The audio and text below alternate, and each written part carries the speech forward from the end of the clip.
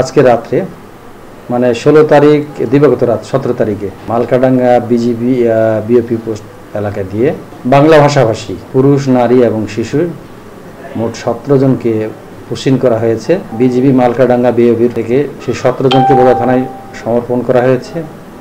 আমরা তাদের নাম ঠিকানা যাচাই বাছাই করার জন্য কার্যক্রম চলমান রেখেছি। কার্যক্রম শেষে তারা প্রকৃতপক্ষে বাংলাদেশের নাগরিক নাকি ভারতের নাগরিক এটা যাচাই বাছাই শেষে পরবর্তী আইনগত ব্যবস্থা গ্রহণ করা হবে।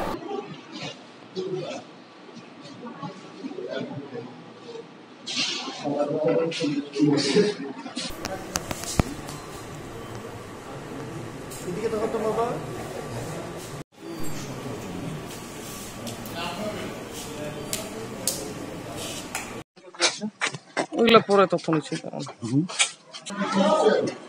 আমার নাম হলো সোহেল রানা, খালি সোহেল বলবেন। ইলেকট্রা রেফ্রিজারেটর, খাবার তাজা তো জীবন তাজা। ইলেকট্রা, ফ্রিজের রাজা।